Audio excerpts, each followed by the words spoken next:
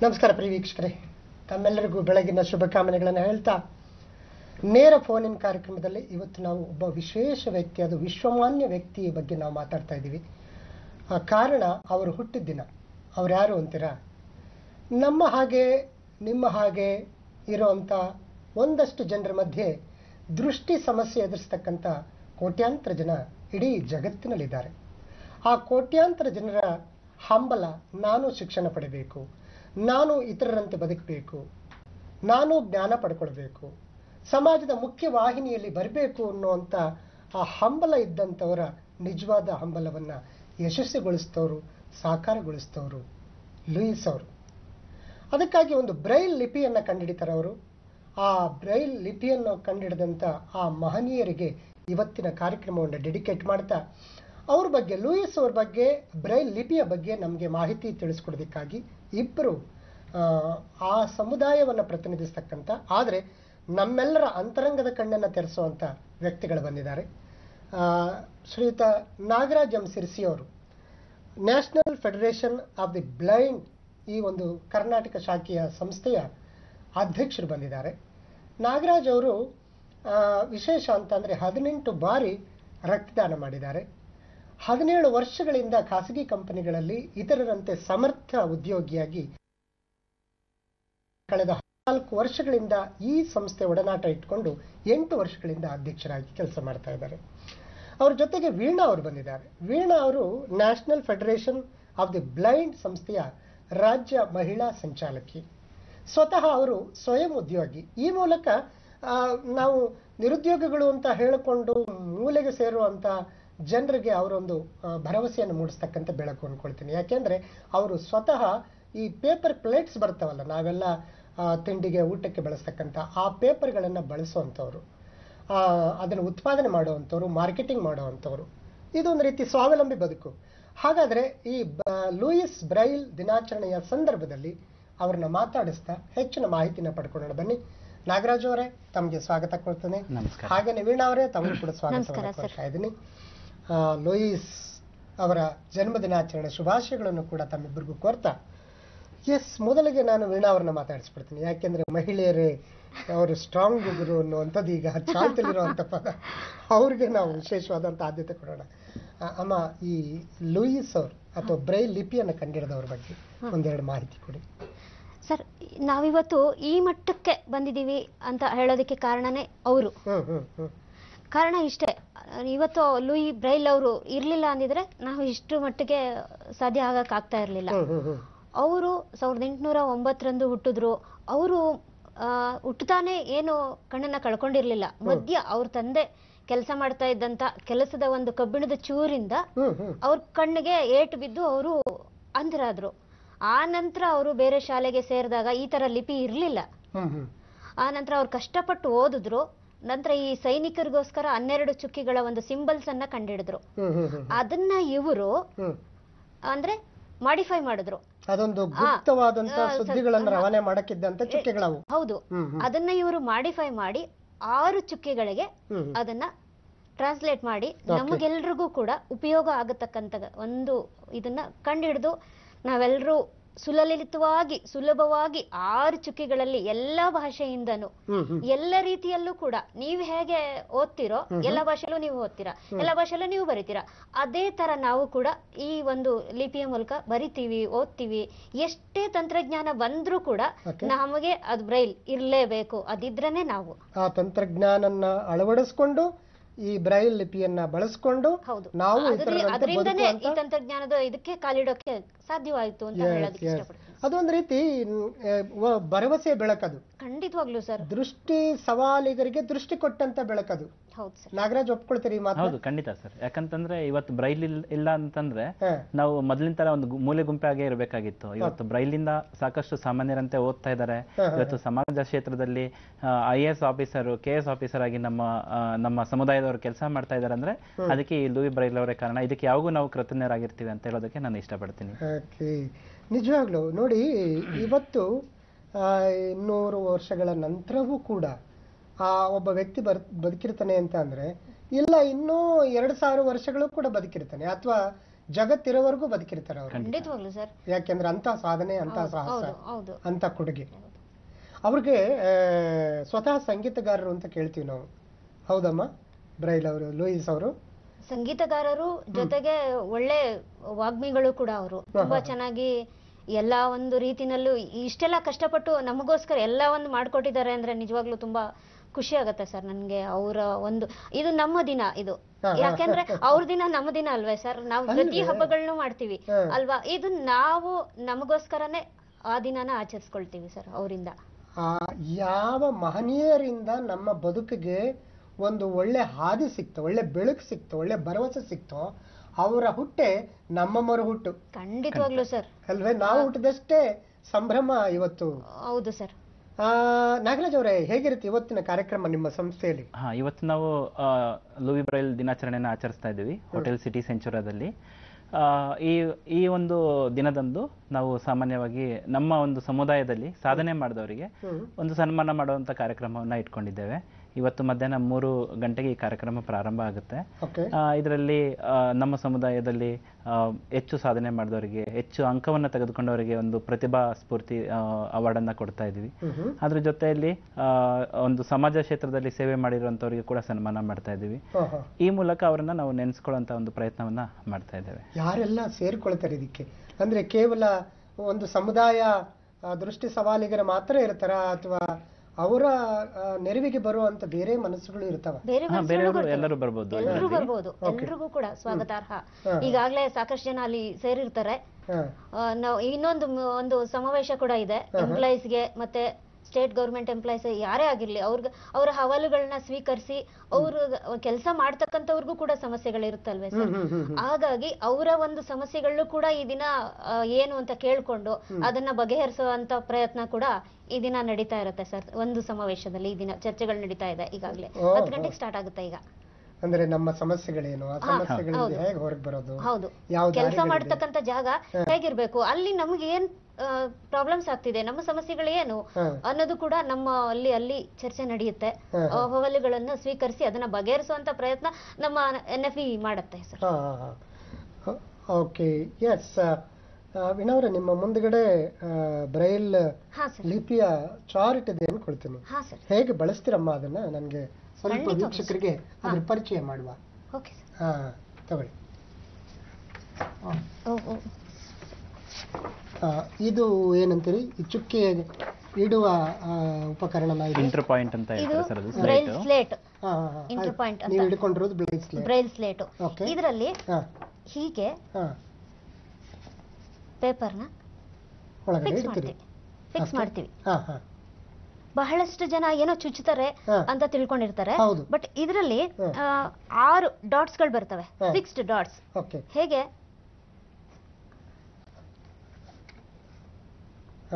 1 2 3 4 5 6.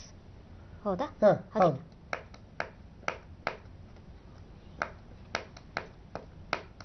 ಹೀಗೆ ನಾನು ಏನೂ ಬರಿತಾ ಇಲ್ಲ.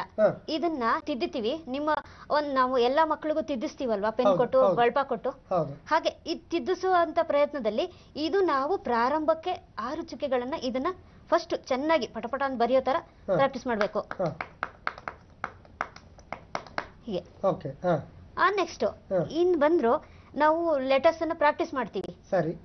A1 ಅಂದ್ರೆ ಒಂದು ಚುಕ್ಕೆ ಅಂತ ಅರ್ಥಲ್ಲ, ಒಂದನೇ ಮನೆ. A1. ಹಾಗೆ B1 2 1 4 1 4 5 D. ಈ ತರ ಇಂಗ್ಲಿಷ್ ನಲ್ಲಿ. ಹಾಗೆ ಕನ್ನಡಕ್ಕೆ ಬಂದ್ರೆ ಕನ್ನಡದಲ್ಲೂ ಅಷ್ಟೇ A1 ಅಂದ್ರೆ ಇದು ಅಷ್ಟೇನೆ. ನಾನು ಮತ್ತೆ ಹೇಳ್ತಿರ್ತೀನಿ, ಒಂದು ಚುಕ್ಕಿ ಅಲ್ಲ. ಬಹಳಷ್ಟು ಜನ ಏನೋ ಚುಕ್ಕಿಗಳು ಅಂತ ತಿಳ್ಕೊಳ್ತಾರೆ. ಸೊ ಚುಕ್ಕಿಗಳಲ್ಲ ಇದು. ಈ 6 ಚುಕ್ಕಿಗಳಲ್ಲೇ ಎಲ್ಲಾ ಅಕ್ಷರನೂ ಬರುತ್ತೆ. ಹಾಗಾಗಿ A1 ಮತ್ತೆ A3 4 5 ಇದು 3ನೇ ಮನೆ. ಸೊ ಹಾಗಾಗಿ E2 4 E3 5 U1 3 6 U1 2 5 6. ಇದನ್ನ ಅಭ್ಯಾಸ ಮಾಡಿಸ್ತೀರಿ? ಹೌದು. ಯಾವುದೇ ಶಾಲೆಗಳಲ್ಲಿ, ತರಬೇತಿ ಕೇಂದ್ರಗಳಲ್ಲಿ ಈ ಅಭ್ಯಾಸ ನಡೆಯುತ್ತೆ. ಹೌದು. ಈ ಅಭ್ಯಾಸ ಇಲ್ಲ ಅಂತಂದ್ರೆ ಓದಲಿಕ್ಕೆ ಬರಲಿಕ್ಕೆ ಆಗೋದಿಲ್ಲ. ಎಸ್. ಈಗ ಸರ್ ನಾಗರಾಜ್ ಅವರೇ, ಆಧುನಿಕ ಉಪಕರಣಗಳು ಬಂದಿದೆ, ತಂತ್ರಜ್ಞಾನ ಬೆಳೆದಿದೆ, ಇವಾಗ್ಲೂ ಇದೇ ತರ ನೀವು ಈ ಸಿಸ್ಟಮ್ ಅಲ್ಲೇ ಓದ್ಬೇಕು ಬರಿಬೇಕಾ ಸರ್? ಅಥವಾ ಬ್ರೈಲ್ ಬಗ್ಗೆ ಹೇಳೋದಾದ್ರೆ ಒಂದು ಆರ್ಬಿಟ್ ರೀಡರ್ ಅನ್ನೋ ಒಂದು ಉಪಕರಣ ಇದೆ. ಇದರಲ್ಲಿ ಏನಾಗುತ್ತೆ ಅಂದ್ರೆ ಈ ನಡುವೆ ತುಂಬಾ ಸಾಫ್ಟ್ ಕಾಪೀಸ್ ಅಂದ್ರೆ ಈ ಬುಕ್ಸ್ ಎಲ್ಲ ಸಿಗ್ತದೆ ಈ ಫಾರ್ಮ್ಯಾಟ್ ಅಲ್ಲಿ. ಯಾಕಂತಂದ್ರೆ ಜನ ಇವಾಗ ಏನಾಗ್ತದೆ ಬರ್ತಾ ಆದಷ್ಟು ಈ ಒಂದು ಪುಸ್ತಕದ ಹೊರೆಯನ್ನ ಕಮ್ಮಿ ಮಾಡಿಕೊಂಡು CD ಅಲ್ಲಿ ಆಗಿರ್ಬೋದು ಅಥವಾ ಪೆನ್ ಡ್ರೈವ್ ಅಲ್ಲಿ ಅವರ ಒಂದು ಏನು ಪಠ್ಯ ಪುಸ್ತಕಗಳನ್ನ ಕ್ಯಾರಿ ಮಾಡ್ತಾ ಇದ್ದಾರೆ ಅಂತ ಒಂದು ಸಂದರ್ಭದಲ್ಲಿ ನಾವು ಕೂಡ ಏನ್ ಮಾಡ್ತೀವಿ ಅಂದ್ರೆ ಒಂದು ಪೆನ್ ಡ್ರೈವ್ ಅಲ್ಲಿ ಏನೋ ಒಂದು ಪುಸ್ತಕಗಳನ್ನ ಕಾಪಿ ಮಾಡ್ಕೊಂಡು ಆರ್ಬಿಟ್ ರೀಡರ್ ಕನೆಕ್ಟ್ ಮಾಡಿದ್ರೆ ಅದೇನಾಗುತ್ತೆ ನಿಮ್ಗೆ ಬ್ರೈಲ್ ಅಲ್ಲಿ ಮೂಡುತ್ತೆ. ಅವಾಗ ನೀವು ಸಾಮಾನ್ಯರಂತೆ ಅದು ಕೂಡ ಓದ್ಬೋದು. ಈಗ ನಾವು ಕಂಪ್ಯೂಟರ್ ಮೊಬೈಲ್ ಅಲ್ಲಿ ಹೇಗೆ ನಮ್ಮ ಮೆಸೇಜ್ಗಳನ್ನ ಓದ್ತೀವೋ ಅಥವಾ ಮೆಸೇಜ್ ಕಳಿಸ್ತೀವೋ ಅದೆಲ್ಲ ಸಾಧ್ಯ ಇದೆ. ಅದೆಲ್ಲ ಸಾಧ್ಯ ಇದೆ. ಅದರಲ್ಲಿ ಅದೇ ತರನೇ ನಾವು ಹೇಗೆ ನಾವು ನಮ್ಮ ಮೊಬೈಲ್ ನ ಯೂಸ್ ಮಾಡ್ತೀವೋ ಅಂದ್ರೆ ನೋಡೋದಕ್ಕೆಲ್ಲ ಅದೇ ತರ ಇದರಲ್ಲಿ ನಾವು ಟಚ್ ಅಂಡ್ ಫೀಲ್ ಮೆಥಡ್ ಅಲ್ಲಿ ಓದ್ಬೋದು. ಅಂದ್ರೆ ಆ ತಂತ್ರಜ್ಞಾನಕ್ಕೆ ಅದನ್ನು ಅಳವಡಿಸಲಾಗಿದೆ. ಹೌದು, ಬ್ರೈಲ್ ಲಿಪಿಯನ್ನು ಅಳವಡಿಸಲಾಗಿದೆ. ಹೌದು. ಎಸ್ ಸರ್, ನಿಮ್ಮ ಸಂಸ್ಥೆಯಲ್ಲಿ ಬ್ರೈಲ್ ಪುಸ್ತಕಗಳು ಅಥವಾ ಈ ತರದ ಉಪಕರಣಗಳೆಲ್ಲ ದೊರೀತವೆ ಸರ್? ಹೌದು, ನಮ್ದೊಂದು ಬ್ರೈಲ್ ಗ್ರಂಥಾಲಯ ಇದೆ.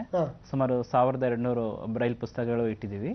ಇದರಲ್ಲಿ ಸಾಮಾನ್ಯ ಜ್ಞಾನ, ಆಮೇಲೆ ಸ್ಪರ್ಧಾ ಸ್ಫೂರ್ತಿ, ಹಾಗೇನೆ ಸಾಕಷ್ಟು ಜನರಲ್ ನಾಲೆಜ್, ಚಿಕ್ಕ ಕಥೆಗಳು, ಈ ತರದೆಲ್ಲ ಬುಕ್ಸ್ಗಳು, ನಾವೆಲ್ಸ್ಗಳು ಕೂಡ ಓದ್ತೀವಿ ನಾವು. ಎಲ್ಲ ಕೂಡ ಅದ್ಭುತವಾದಂತ ನಾವೆಲ್ಸ್ ಗಳಿದೆ ನಮ್ಮ ಲೈಬ್ರರಿಯಲ್ಲಿ. ತುಂಬಾನೇ ಚೆನ್ನಾಗಿ ಅದನ್ನ ಓದಿ ನಮ್ಮಲ್ಲಿ ಸಾಕಷ್ಟು ಜನ ಕೆಲಸಗಳನ್ನ, ಸಾಕಷ್ಟು ಉದ್ಯೋಗಗಳನ್ನ ಪಡ್ಕೊಂಡಿದ್ದಾರೆ. ಹಾಗೆ ಬಂದು ಓದ್ತಾ ಇರ್ತಾರೆ, ತಗೊಂಡು ವಾಪಸ್ ಮಾಡ್ತಿರ್ತಾರೆ. ಅದಕ್ಕೆ ಮೆಂಬರ್ಶಿಪ್ ಕೂಡ ಮಾಡ್ಕೊಳ್ಬೇಕಾಗತ್ತೆ. ಅವಾಗ ಅವ್ರ ಬುಕ್ಸ್ ನ ತಗೊಂಡು ಓದಿ ರಿಟರ್ನ್ ಮಾಡೋದಕ್ಕೆ ಅನುಕೂಲವಾಗುತ್ತೆ. ಒಂದು ಸಲ ಮೆಂಬರ್ಶಿಪ್ ತಗೊಂಡ್ರೆ ಜೀವನ ಪರ್ಯಂತ ಅದನ್ನ ಉಪಯೋಗಿಸಬಹುದು ಅವರು. ಅದಾದ ನಂತರ ಏನಂದ್ರೆ ಈಗ ಸುಗಮ್ಯ ಪುಸ್ತಕಾಲಯ ಅಂತ ಒಂದು ಕೇಳಿರ್ಬೋದು ನೀವು, ಈಗ ಅಷ್ಟೇ ಸೆಂಟ್ರಲ್ ಗವರ್ಮೆಂಟ್ ಒಂದು ಲಾಂಚ್ ಮಾಡಿರುವಂತದ್ದು. ಅದರಲ್ಲೂ ಕೂಡ ಎಲ್ಲಾ ಪುಸ್ತಕಗಳನ್ನು ನಾವು ಅಪ್ಲೋಡ್ ಮಾಡ್ತಾ ಇದ್ದೇವೆ. ಅದರಲ್ಲಿ ಈ ಫಾರ್ಮೆಟ್ ಅಲ್ಲಿ ಕೂಡ ಎಲ್ಲಾ ಪುಸ್ತಕಗಳು ನಮ್ಮಲ್ಲಿ ದೊರೀತವೆ. ಅಂದ್ರೆ ಕೊರತೆ ಇಲ್ಲ, ಓದೋದಕ್ಕೆ ಬರೆಯೋದಕ್ಕೆ ಏನು ಖಂಡಿತವಾಗ್ಲೂ ಸರ್. ಈ ಹಿಂದೆ ತುಂಬಾ ಕೊರತೆ ಇತ್ತು. ನಾವೆಲ್ಲ ಓದ್ಬೇಕಾದ್ರೆ ತುಂಬಾನೇ ಕಷ್ಟ ಇತ್ತು. ಸಿಡಿಗಳನ್ನ ಅಂದ್ರೆ ಕ್ಯಾಸೆಟ್ಗಳನ್ನ ರೆಕಾರ್ಡ್ ನಿಮ್ಮಂತವ್ರ ಹತ್ರ ಒಂದು ವಾಲಂಟಿಯರ್ಸ್ ಮುಖಾಂತರ ರೆಕಾರ್ಡ್ ಮಾಡಿಸ್ಕೊಂಡು ನಾವು ಓದ್ಬೇಕಾಗಿತ್ತು. ಬಟ್ ಈಗ ನಿಜಕ್ಕೂ ಅಂತ ಪರಿಸ್ಥಿತಿ ಇಲ್ಲ ಸರ್. ತುಂಬಾನೇ ಉಪಯೋಗ ಆಗ್ತಕ್ಕಂತ ಬುಕ್ಸ್ ಗಳು ಸಿಗುತ್ತೆ ನಮ್ಗೆ. ಅದನ್ನ ಆಡಿಯೋ ಮಾಡ್ಕೊಳ್ಬಹುದು. ಅಷ್ಟೇ ಅಲ್ಲ, ಅದ್ ಏನೇ ಇದ್ರೂ ಕೂಡ ನಮ್ಗೆ ಓದಿದ್ರೇನೆ ಒಂದ್ ಸಮಾಧಾನ. ಬ್ರೈಲ್ ಉಪಯೋಗಿಸಿದ್ರೇನೆ ಅದೊಂದು ಸಮಾಧಾನ. ಎಷ್ಟೇ ಕೇಳಿಸ್ಕೊಳ್ಬಹುದು. ಆಗಿನ ಪರಿಸ್ಥಿತಿಗೆ ಒಂದು ಇಲ್ಲ ಅನ್ನೋ ಕಣಕ್ಕೆ ಕೇಳಿಸ್ಕೊಳ್ಬಹುದಿತ್ತು. ಆದ್ರೂ ನಾನ್ ಒಂದನ್ನ ಹೇಳಕ್ ಇಷ್ಟಪಡ್ತೀನಿ, ಎಷ್ಟೇ ಕೇಳಿಸ್ಕೊಂಡ್ರು, ಎಷ್ಟೇ ನಾವು ಅದನ್ನ ಕೇಳಿಸ್ಕೊಂಡಂಗ ಆಗಲ್ಲ. ಓದಿದ್ರೇನೆ ನಮ್ಗೊಂದ್ ಸಮಾಧಾನ ಅಲ್ವೇ ಸರ್? S S S. ಈಗ ನಾನು ನಾಗರಾಜ್ ಅವ್ರನ್ನ ಸ್ವಲ್ಪ ಡೀಟೇಲ್ ಆಗಿ ಮಾತಾಡಿಸ್ತಾ ಹೋಗ್ತೀನಿ. ಎಸ್ ಸರ್, ಸಂಸ್ಥೆ, ನಿಮ್ಮ ಫೆಡರೇಷನ್ ಒಂದು ನಿರ್ದಿಷ್ಟ ಸಮುದಾಯದ ಅದೊಂದು ಸಬಲೀಕರಣ ಅನ್ಕೊಳ್ಳೋಣ. ಹೌದು. ಅದಕ್ಕಾಗಿ ಏನೇನ್ ಮಾಡುತ್ತೆ ಸರ್? ನಮ್ಮಲ್ಲಿ ಅಡ್ವೊಕೇಸಿ ಡ್ರೈವ್ ಅಂದ್ರೆ ವಕಾಲತ್ತನ್ನು ನಡೆಸ್ತೀವಿ. ಸಮಾಜದಲ್ಲಿ ಎಲ್ಲಾದ್ರೂ ಒಂದು ಜಾಬ್ ಅಪರ್ಚುನಿಟಿ ಇದ್ದು ಅಲ್ಲಿ ನಮಗೆ ಆ ಒಂದು ಮೀಸಲಾತಿ ಸಿಕ್ಕದೆ ಹೋದಾಗ ಅದನ್ನ ನಾವು ಫಸ್ಟ್ ಒಂದು ಡಿಪಾರ್ಟ್ಮೆಂಟ್ ಲೆವೆಲ್ ಅಲ್ಲಿ ಹೋಗಿ ಅವ್ರ ಹತ್ರ ಕೇಳೋವಂಥದನ್ನ ಪ್ರಯತ್ನ ಮಾಡ್ತೀವಿ. ಲೆಟರ್ ಎಲ್ಲ ಬರೆದು ಅವ್ರ ಹತ್ರ ಹೋಗಿ ಅವ್ರ ಹತ್ರ ಒಂದು ಅಪಾಯಿಂಟ್ಮೆಂಟ್ ತಗೊಂಡು ಮೀಟ್ ಆಗಿ ಇದೆಲ್ಲ ಮಾಡುವಂತ ಪ್ರಯತ್ನ ಮಾಡ್ತೀವಿ. ಅಲ್ಲೂ ಕೂಡ ಅದನ್ನ ಆಗಿಲ್ಲ ಅಂದ್ರೆ ಆನಂತರ ಕೋರ್ಟ್ ಮುಖಾಂತರ ಹೋಗಿ ನಾವು ನಮ್ಮ ಒಂದು ಹಕ್ಕನ್ನ ಪಡೆದುಕೊಳ್ಳುವಂತ ಪ್ರಯತ್ನವನ್ನ ಮಾಡ್ತಾ ಇದ್ದೇವೆ. ಇದು ಸಾಕಷ್ಟು 8 ವರ್ಷದಿಂದ ನಡ್ಕೊ ಬಂದಿದೆ. ಇತ್ತೀಚೆಗೆ ನಿಮ್ಗೆ ಗೊತ್ತಿರಬಹುದು, ಒಂದು ಡಿಸೇಬಲ್ 2016 ಆಕ್ಟ್, RPWD ಆಕ್ಟ್ ಅನ್ನ ಒಂದು ಇಂಪ್ಲಿಮೆಂಟ್ ಮಾಡಿದ್ದಾರೆ. ಸೆಂಟ್ರಲ್ ಗವರ್ಮೆಂಟ್ ಅಲ್ಲಿ ಆಲ್ಮೋಸ್ಟ್ ಇದನ್ನ ಇಂಪ್ಲಿಮೆಂಟ್ ಮಾಡಿದ್ದಾರೆ. ಸ್ಟೇಟ್ ಗವರ್ಮೆಂಟ್ ಅಲ್ಲಿ ಕೆಲವೊಂದು ಇಂಪ್ಲಿಮೆಂಟ್ ಮಾಡಿದ್ದಾರೆ. ಇನ್ನವರೆಗೂ ಅದು ಒಂದು ಇಂಪ್ಲಿಮೆಂಟ್ ಮಾಡುವಂತ ಇನ್ನೂ ಇಂಪ್ಲಿಮೆಂಟ್ ಹಂತದಲ್ಲಿ ಇದೆ. ಈ ಒಂದು ನಿಟ್ಟಿನಲ್ಲಿ ನಮ್ಮ ಸಂಸ್ಥೆ ಹಾಗೂ ನಮ್ಮ ಗೌತಮ್ ಪ್ರಕಾಶ್ ಅಗರ್ವಾಲ್ ಅವರು ಸತತವಾಗಿ ಪ್ರಯತ್ನ ಪಡ್ತಾ ಇದ್ದಾರೆ. ಸೊ ದಿನನಿತ್ಯ ಹೋದಂತೆ ಇನ್ನು ಮುಂದಿನ ದಿನಗಳಲ್ಲಿ ಎಲ್ಲ ಇದರ ಒಂದು ಇದು ಅನುಷ್ಠಾನಕ್ಕೆ ಬರ್ಬೋದು ಅನ್ನೋ ಒಂದು ಭರವಸೆ ನಮಗಿದೆ. ಯಾಕೆಂದ್ರೆ ಕೇವಲ ಅದು ಫೆಡರೇಷನ್ ಭರವಸೆ ಅಲ್ಲ, ಲಕ್ಷಾಂತರ ಜನ ಇರುವಂತಹ ದೃಷ್ಟಿ ಸವಾಲಿಗರ ಭರವಸೆ, ನಮ್ಮೆಲ್ಲರ ಭರವಸೆ. ನನ್ಗೆ ಖುಷಿ ಆಗುವಂತದ್ದು, ತಾವು ಒಬ್ರು ಸ್ವಯಂ ಉದ್ಯೋಗಿ. ನನಗೆ ದೃಷ್ಟಿ ಸಮಸ್ಯೆ ಇದೆ ಅಂತ ಹೇಳಿ ನೀವು ಮೂಲೆಯಲ್ಲಿ ಕುತ್ಕೊಳ್ಳಲ್ಲ. ಖಂಡಿತವಾಗ್ಲೂ ಇಲ್ಲ ಸರ್. ಈ ಮೂಲೆಯಲ್ಲಿ ಕೂರಿಸ್ಬಿಡೋರೇ ತಂದೆ ತಾಯಿಗಳು ಅಥವಾ ಮೂಲೆಯಲ್ಲಿ ಕುತ್ಕೊಳ್ಳೋ ಅಂತ ಜನರೇ ಹೆಚ್ಚಾಗ್ತಾರಂತ ಸಂದರ್ಭದಲ್ಲಿ ಹೇಗೆ ಇದರಲ್ಲಿ ತಾವು ತೊಡಗಿಸ್ಕೊಂಡ್ರಿ ಅಮ್ಮ? ಏನ್ ಮಾಡ್ತೀರಿ ಸರ್? ನಾನು ಈ ಹಿಂದೆ ನನ್ಗೆ ಒಂದ್ ಯೋಚನೆ ಬಂತು. ಒಂದ್ ಕಡೆ ಒಂದ್ ಮಿಷಿನ್ ನೋಡಿದೆ, ಅಲ್ಲಿ ಪೇಪರ್ ಅಡಿಕೆ ಪಟ್ಟೆದನ್ನ ಮಾಡ್ಬೇಕು ಅಂತ ಒಂದ್ ಯೋಚನೆ ಬಂತು. ಪ್ಲೇಟ್ಸ್ ನ ನೋಡಿದಾಗ ಈ ತರ ನಾನು ಯಾಕೆ ಮಾಡಬಾರ್ದು ಅಂತ ಮನಸ್ಥಿತಿ ಬಂತು. ಈ ಹಿಂದೆ ಅದನ್ನ ಪ್ರಾರಂಭಿಸ್ದೆ.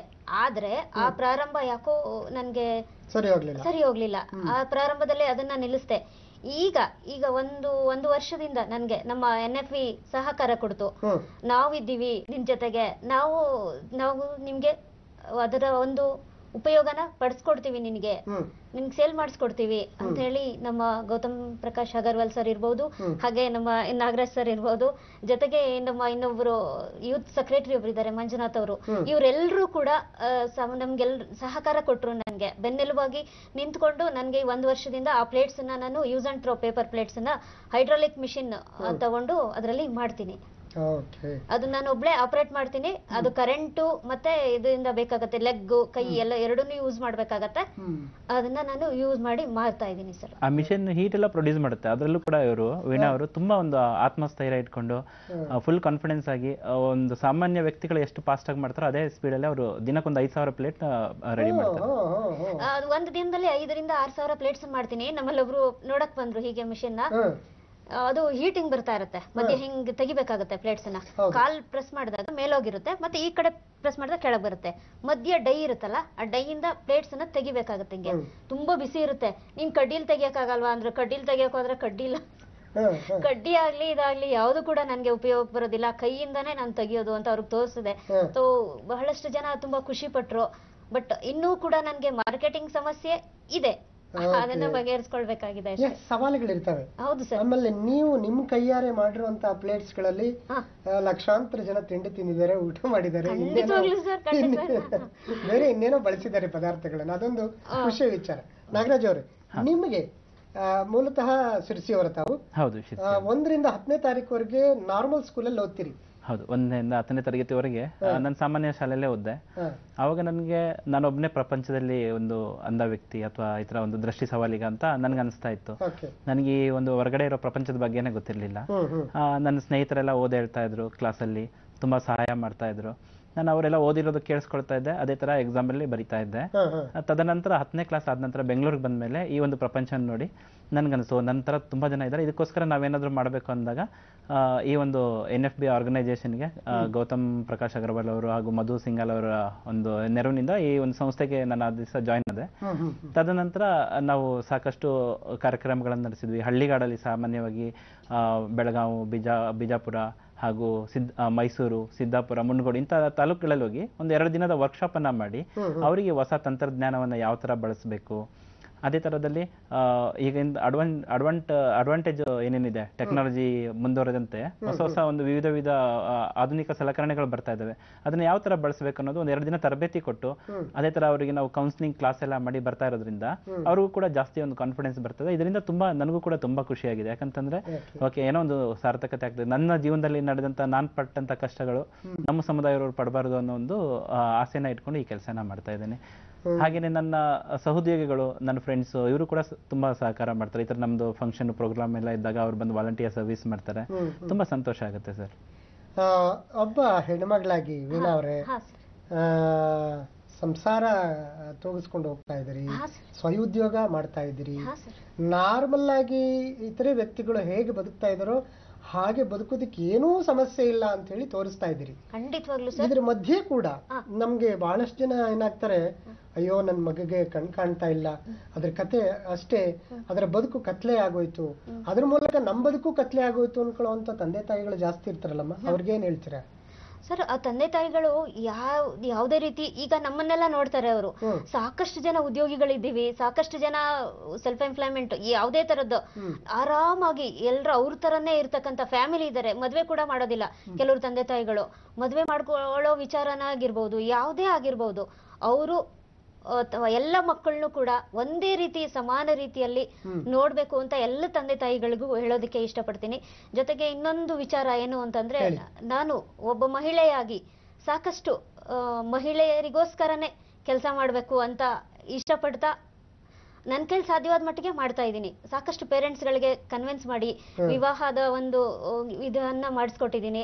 ಹಾಗೆ ಜೊತೆಗೆ ನನ್ನ ಮದುವೆ ಮಾಡಿಸಿದ್ರಿ? ಹೌದು ಹೌದು. ಜೊತೆಗೆ ನಂದೊಂದು ವಾಟ್ಸ್ಆಪ್ ಗ್ರೂಪ್ ಇದೆ, ಲೇಡೀಸ್ ಸ್ತ್ರೀವಾಣಿ ಅಂತ. ಯಾಕೆಂದ್ರೆ ಚಾಟಿಂಗ್ ಮಾಡಕ್ಕೋಸ್ಕರ ಅಲ್ಲ ಈ ಗ್ರೂಪ್ ಇರೋದು. ಮಹಿಳೆಯರು, ಸಾಕಷ್ಟು ಜನ ಮಹಿಳೆಯರು ಮುಂದೆ ಬರೋದೇ ಇಲ್ಲ.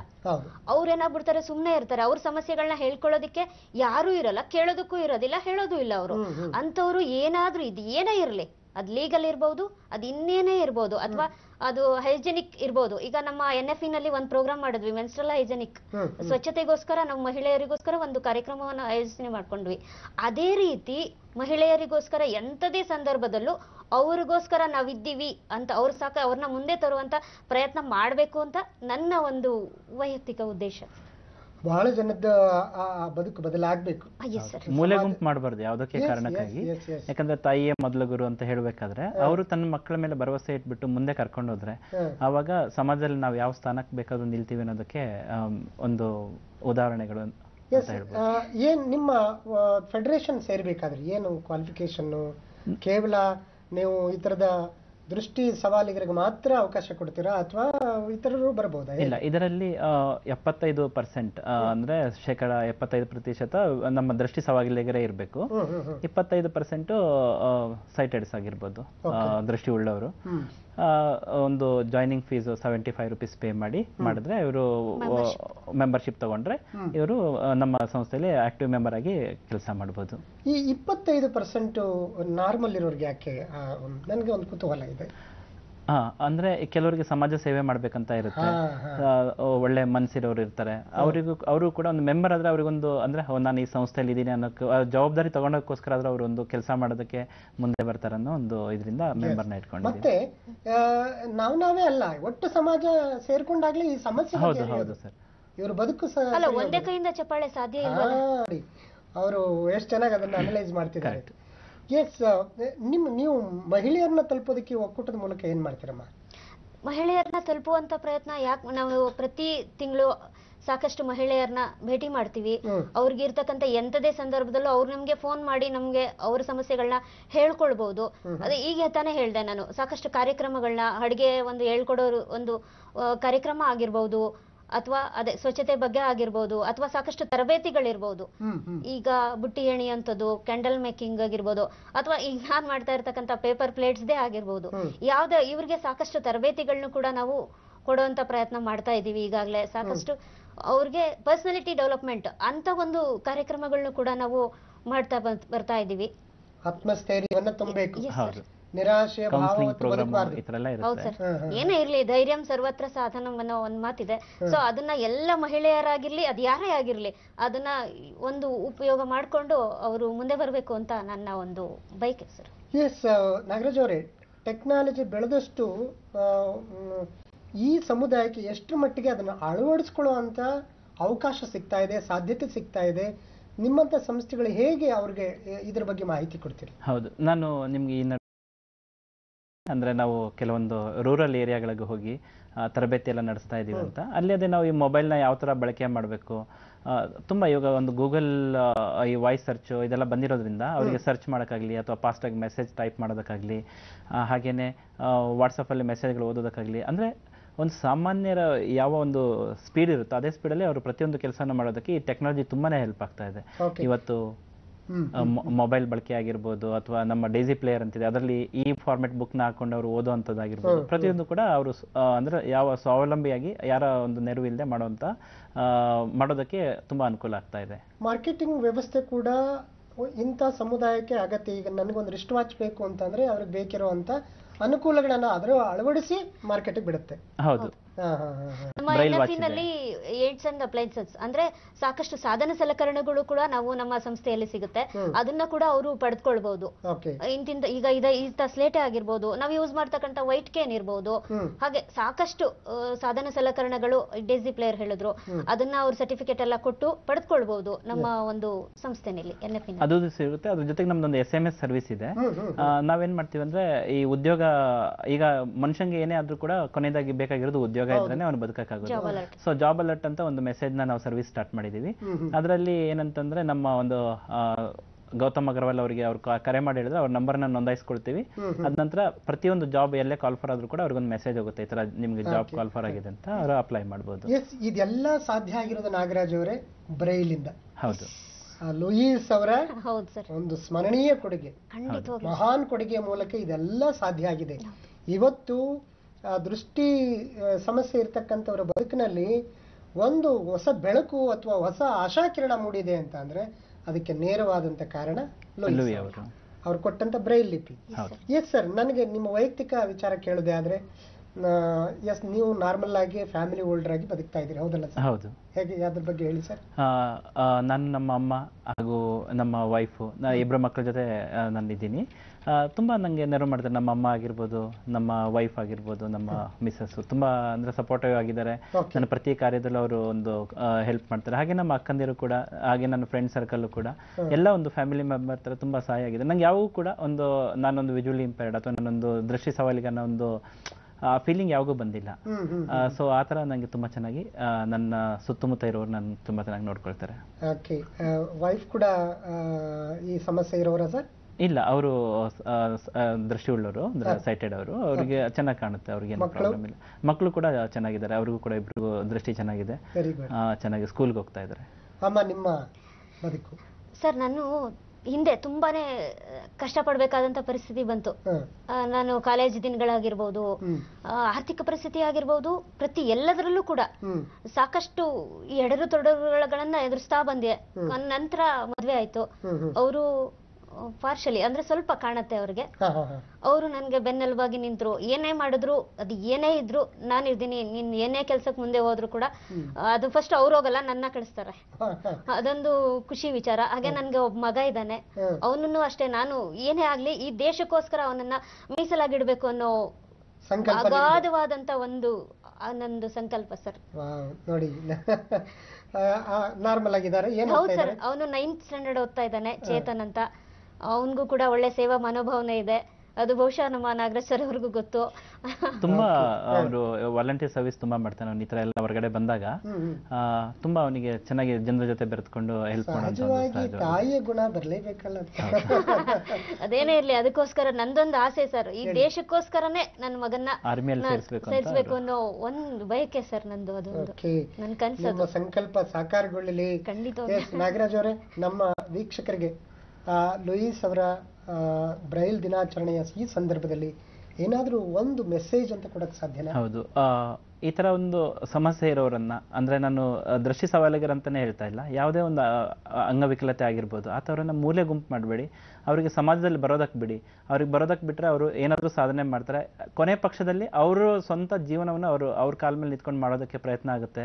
ಈ ತರ ಒಂದು ಮಾಡೋದ್ರಿಂದ. ಹಾಗೆ ಸಮಾಜ ಕೂಡ, ಎಲ್ಲ ಪಬ್ಲಿಕ್ ಕೂಡ ಸಪೋರ್ಟ್ ಮಾಡಬೇಕು. ಈಗ ಒಂದು ಸಪೋಸ್ ಒಂದು ರೋಡಲ್ಲಿ ಕೇನ್ ಹಿಡ್ಕೊಂಡು ನಿಂತ್ಕೊಂಡ್ರೆ ಒಂದು ರೋಡ್ ಕ್ರಾಸ್ ಮಾಡಿಸೋದಾಗಿರ್ಬೋದು, ಆ ಥರ ಒಂದು ಪಬ್ಲಿಕ್ ಹೆಲ್ಪ್ ಮಾಡೋದ್ರಿಂದನೇ ಕೂಡ ನಾವು ಪ್ರತಿಯೊಬ್ಬರ ಜೊತೆ ಬೆರೆತು ಸಮಾಜದಲ್ಲಿ ನಾವು ಕೂಡ ಒಂದು ಅಂದ್ರೆ ಸ್ವಂತ ಸಮಾಜದಲ್ಲಿ ಇದೀವಿ ಅನ್ನೋ ಸಮಾಧಾನ ಆಗುತ್ತೆ. ಅಮ್ಮ, ನಿಮ್ ಕಡೆಯಿಂದ ಎಲ್ಲರಿಗೂ ಕೂಡ ಮತ್ತೊಮ್ಮೆ ಮಗದೊಮ್ಮೆ ವರ್ಲ್ಡ್ ಬ್ರೈಲ್ ಡೇ ಶುಭಾಶಯಗಳು.